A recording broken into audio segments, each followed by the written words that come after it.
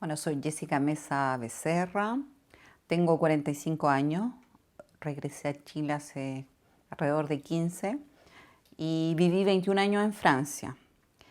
Eh, en el 73 yo tenía alrededor de 6 años, tenía una hermana de 3 y en abril del 73 nació no, del 74, perdón, nació mi hermano cuando mi papá estaba preso.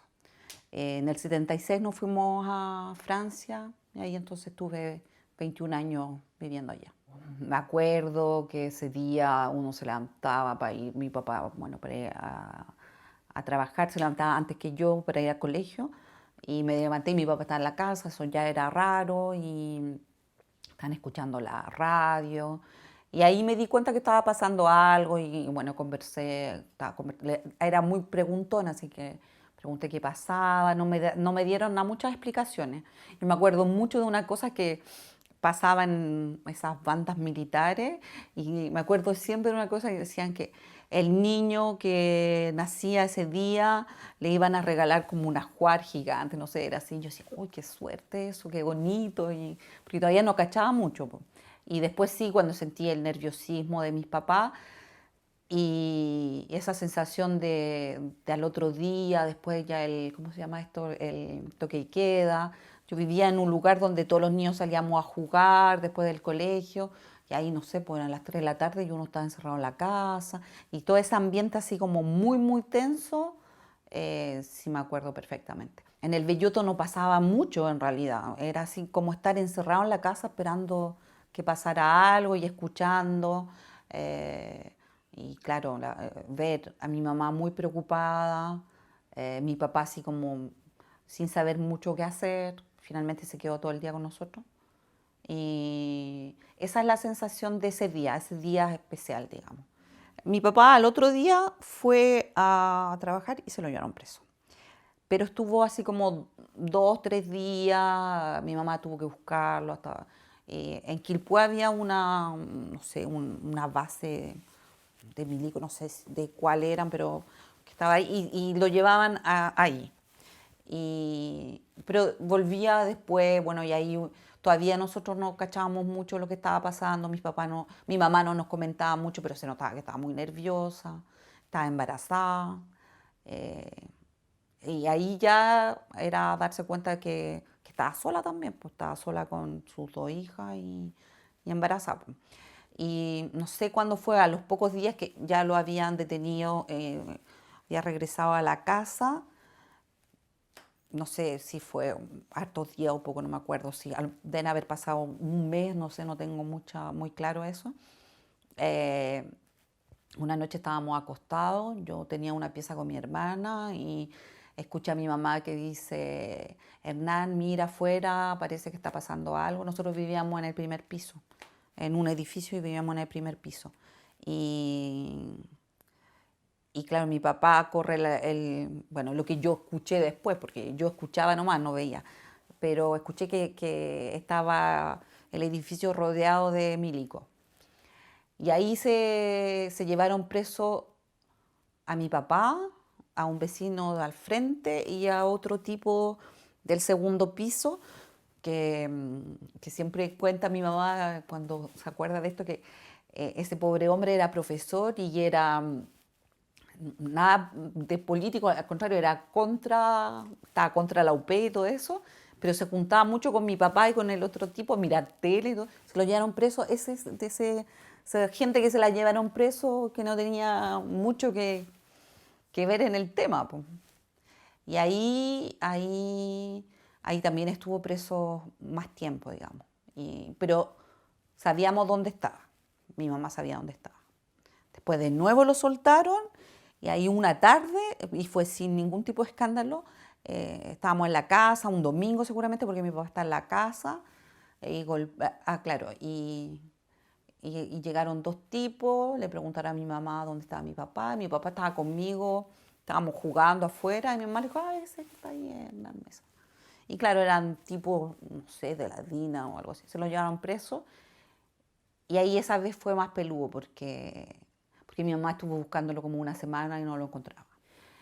Y hasta que mi abuela, tengo entendido que recibió un telegrama diciendo su hijo está en tal parte, vaya a buscarlo, estaba en un barco. Y bueno, y ahí mi mamá fue y una vez que ya lo tenía como sabía dónde estaba, ahí lo pasaron a la cárcel de Valparaíso. Tengo recuerdo muy así feo de haber ido a visitarlo. Eso era como la cárcel en sí, digamos, un lugar feo, cochino, no sé. Al principio mi mamá, bueno, ella contaba, porque yo no cachaba, que teníamos visitas al mismo tiempo que las visitas de los presos comunes. Entonces ahí como que las señoras de los presos políticos se juntaban, porque a veces les robaban, cosas así. No sé si eran prejuicios o era así, pues, pero después ya cambiaron, habían visitas para los presos políticos y para los comunes en distintos momentos. Ese tiempo fue como un poco difícil porque dentro de todo existía, por ejemplo, de la parte de los niños, saber que tu papá estaba preso y, y que los que van presos son criminales, asesinos, ladrones, ¿cachai? Entonces era, era como difícil de explicar eso o digamos no sé, pues esa cosa de cabro chico, defender a tu papá, no, mi papá no es ningún criminal, ¿cachai? Y después me acuerdo también eso del colegio, no sé, pues, reconocerse entre cabros chicos que tienen a los papás presos. Eso era así como que igual uno sentía que había algo, no sé, porque no unía. Y eso, por ejemplo, cantar la canción nacional el día lunes y, y que los que se quedan callados durante la estrofa de los valientes soldados. Mi papá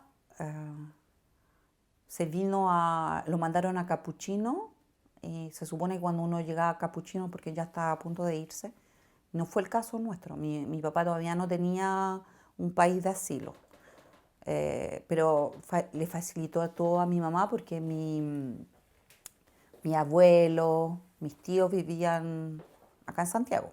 Estuvo como 6 meses. Y ahí era más fácil a verlo, era mucho más agradable, el lugar era hasta bonito en comparación a la cárcel de Valparaíso. Íbamos todos los fines de semana. Ahí como que, al menos, yo creo que ahí me sentí más tranquila sabiendo que mi papá estaba ahí. Igual de otro lado, la vida así cotidiana seguía siendo difícil porque mi mamá seguía, pasaba metida en la embajada, cosas así, hacía muchos trámites. Y nosotros ahí estábamos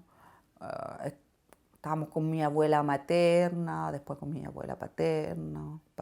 Bueno, no, pasábamos de un lado a otro. Y ahí la sensación más difícil que tenía yo era sentir que tenía que hacerme cargo de mi hermano. Y ahí hasta que un día mi mamá empezó a hacer todos estos trámites para pedir asilo. Entonces a mí me enseñaban inglés, porque suponía que podíamos irnos a Australia. Después, no sé, bueno, finalmente estuve estudiando inglés un tiempo hasta que un día mi mamá llegó y dijo que la Embajada de Francia había acogido la demanda de asilo. Y ahí fue todo súper rápido. Mi papá se fue de la cárcel al aeropuerto con esposa, lo vimos en una sala esposado, nos despedimos de él, se subió al avión, ese típico donde te sacan las fotos. No le sacaron foto a él y también con la esposa. Y cuando llegó ahí le sacaron la esposa y bueno, y se fue. Y nosotros viajamos 15 días después.